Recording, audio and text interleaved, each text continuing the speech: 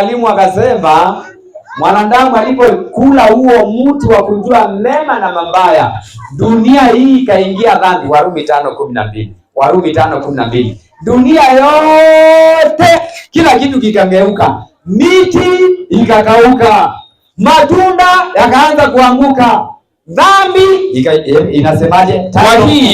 Kwa hiyo kama kwa mtu mmoja ambaye ni Adamu na Hawa, kwa mtu mmoja dhambi iliingia ulimwenguni, dhambi ikaingia dunia yote, na kwa dhambi hiyo mauti, na hivyo mauti ikawafikia watu wote. Ndiyo sababu wanadamu mpaka leo wanakufa kwa sababu ya dhambi. Ndio maana miti inakauka kwa sababu ya dhambi. Ndiyo maana wanyama wanakufa kwa sababu ya dhambi. Ndiyo maana magonjwa yameingia kwa sababu ya dhambi. Ndiyo maana watu wanazidi kuwa wafupi. Wewe unajua mtu wa kwanza alikuwa futi 17. Mtu wa kwanza Adamu na Hawa alikuwa 17. Kwa nini watu wanaendelea kuwa wafupi? Ni kwa sababu ya dhambi. Hebu sikia, kuna mtu mmoja alipatikana hapo nyuma. Baadaye alikuwa wafutingaji. Nataka usome huyo mtu. Kumbukumbu la Torati 3. Kumbukumbu la Torati 3:11. Watu walikuwa wakubwa, watu wanaendelea kuwa wadogo kwa sababu ya dhambi. Dhambi iliingia kwa mtu mmoja, Adamu na Hawa. Na ilipoingia, watu wengine wanakuwa wafupi, wengine wanakuwa warefu, wengine weusi, wengine weupe. Kwa sababu ya dhambi. Hebu soma huyo, inasemaje? Kumbukumbu la Torati 3:11. 3:11. Hebu sikia watu vile walivyokuwa. Sikia huyo mtu hapo. Inasema hivi, kwani aliyesalia katika mabaki katika mabaki ya Warefai ni Ogu pekee. Mfalme wa Bashani. Tazama kitanda chake. Hebu sikia kitanda kile alichokuwa kilala. Watu wa zamani walikuwa wakubwa, si kama sasa. Watu wa zamani akikushinda kichwa namna hii anaweza vile itoke maji. Walikuwa watu wenye nguvu, si kama sisi. Hata hapo nyuma tu zamani zetu. Watu walikuwa wanapigana kuku. Mungu anapigwa na miji tu na anatembea. Saa hii wewe piga mtu tu hapa na kijiji tu, naona atalala, takufa kwa sababu ya dhambi. Dhambi inaendelea kuwaobisha watu, hawana nguvu tatu. Hebu soma huyo mtu alikuwaje? Kitanda chake kilikuwa kitanda cha chuma. Sikia, kitanda chake kilikuwa ni kitanda cha chuma. Kitanda hicho Je, hakiko raba kwa wana wa Amoni? Endelea. Urefu wake ulikuwa ni mikono 9. Kitanda alichokuwa kilalia ilikuwa ni mikono 9. Mikono 9 mtumishi, size gani? Angalia. Mikono 9. Hii ndio si hivi. Mikono 9 ni mikono 9. 1, 2, 3,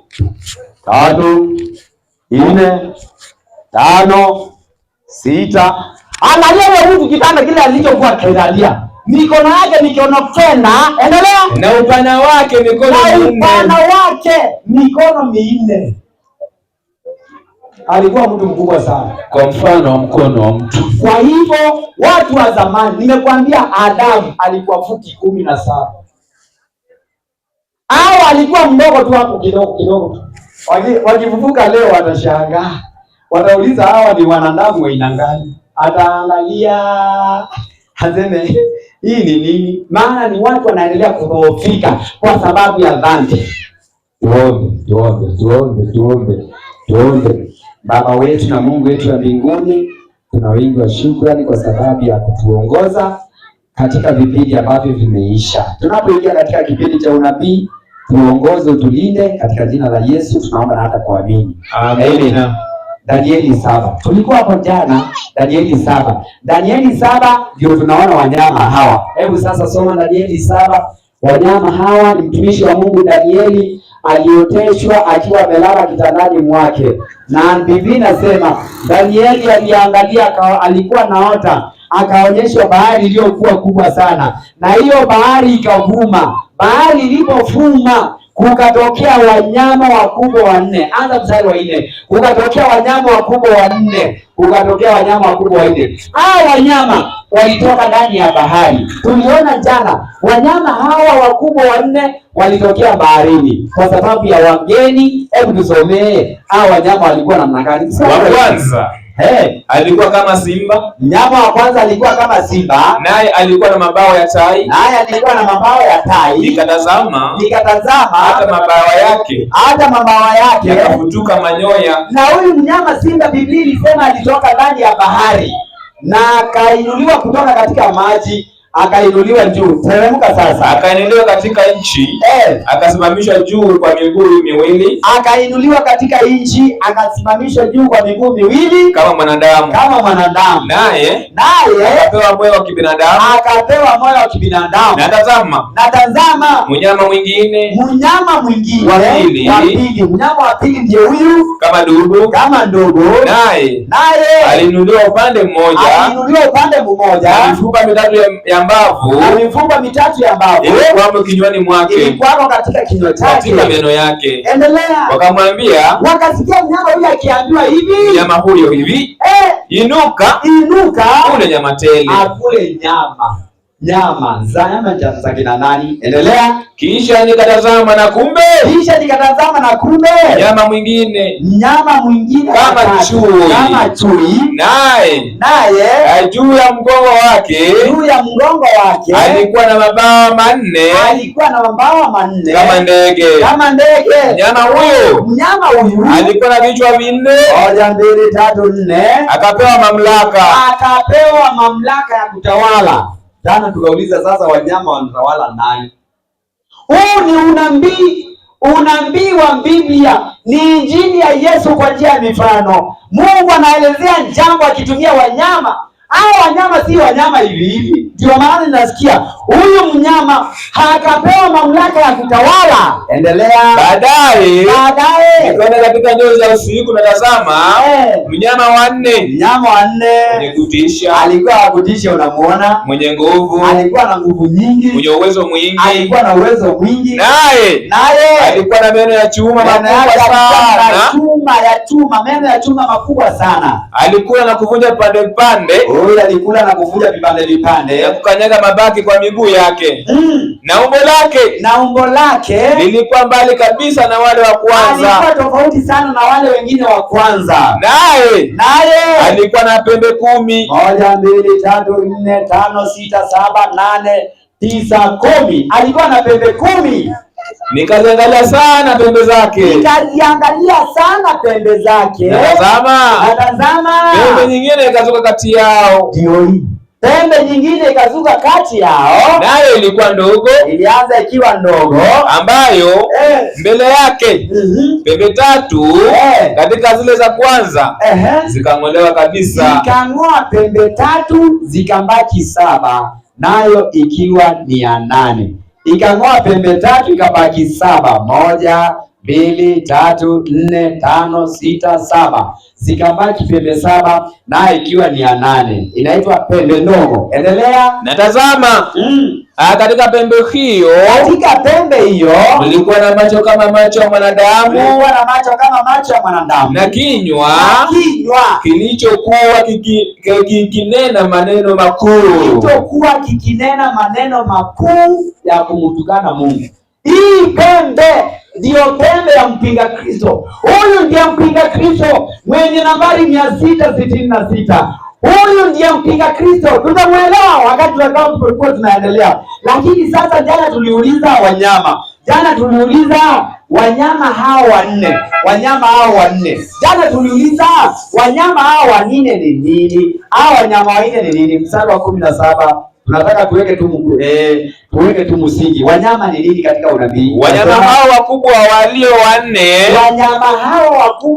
wanne ni wafalme wanne watakaotawala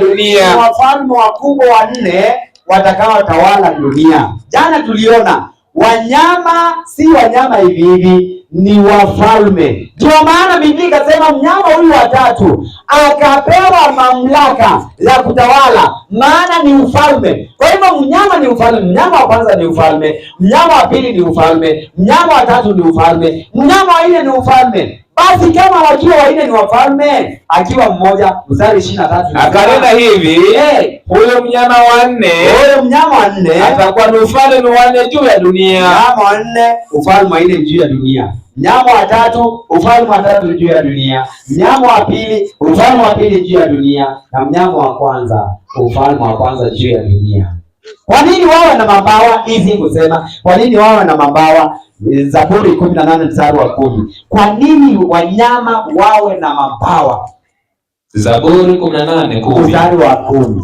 Kwa nini wanyama wawe na mabawa? Unaona huyu ako na mabawa, aka nikamnyama kandogo kako na mabawa. Kwa nini mabawa? Yote ni unabii. Mabawa inasimamia nini? Inasema hivi, akapanda juu ya kerubi, akaruka. Naam. Aliruka upesi juu ya mabawa ya upepo. Mabawa yanasimamia wepesi, haraka. Maana yake niliwaambia falme hizi zilitoka katika maji. Maji ni watu, na hapo katika maji tulisema kulikuwa na upepo. Upepo tukasema ni vita. Kwa hivyo ni ufalme ulipigana vita na ukaingia kwa haraka, ukachukua mamlaka kwa haraka, mabawa kwa haraka. Ndio unaona mnyama mkubwa anapigwa na mnyama mdogo. Mnyama mdogo ako na mabawa manne, yaani alipigwa na huyu haraka sana, akaingia utawala baada ya mabawa manne. Ni falme zilipigana vita na zikachukua usukani. Alafu jana tukasema falme hizi ni gani? Wale ambao tumekuwa nao jana, tuliona ufalme wa kwanza unaolinganishwa na mnyama simba ulikuwa ufalme wa Nebukadnezar, ufalme wa Babylon Empire. Babylon Empire ambayo ilitawala kabla ya Yesu kuzaliwa, mwaka wa 605 BC mpaka mwaka wa 638 BC. Na ufalme huu tukaona, ufalme huu ulipokuwa kitawala ulileta mageuzi mengi sana, na siku za leo watu wengi wanafuata mageuzi ya ufalme wa Babylon bila kuelewa maana ufalme huu wa Babiloni. Jana tuliona ulileta nini? Ulikuwa na ibada za sanamu. Ndio ufalme ambao haukuwa unajua Mungu wa kweli. Walikuwa wakiabudu sanamu. Danieli 5 mstari wa 4. Walikuwa wanaabudu sanamu. Ni ufalme ambao Nebukadnezar mwenyewe alisimamisha ibada ya sanamu, ambayo ilikuwa ni ibada ya sanamu dhahabu tupu, na akaita dunia yote ikoje kupiga magoti iabudu sanamu. Ufalme huu haukuwa unajua Mungu wa kweli, uliabudu sanamu. Wakanywa divai, wakaisifu miungu ya dhahabu. Ufalme huu wakaisifu miungu ya dhahabu, na ya fedha, na ya shaba, na ya chuma, na ya miti.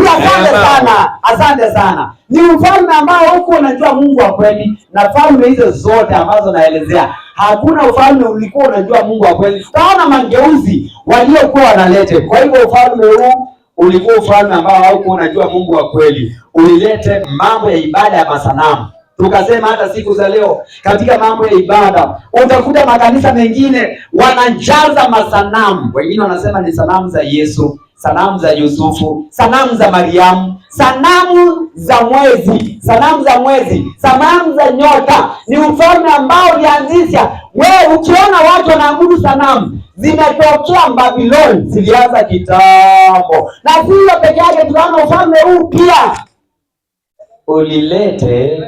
ulikuwa ukisherekea tarehe 25 Disemba. Ufalme huu wa Babeli ndio ulileta tarehe 25 Disemba. Sisome hiyo fungu tu.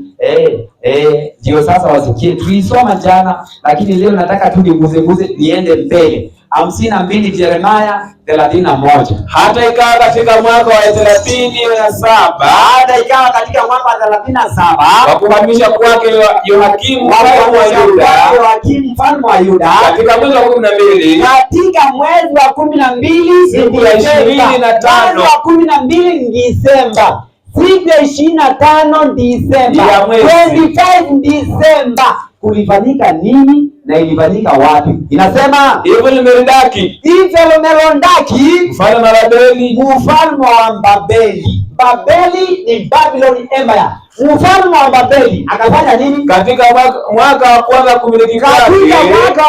kumiliki kwake, akamuinua kichwa chake Yoakimu, mfalme wa Yuda, akamtoa gerezani, mfungwa akatolewa tarehe 25 Disemba gerezani. Kama vile Kenya tarehe 12 rais hufungulia wafungwa, wanapatiwa msamaha.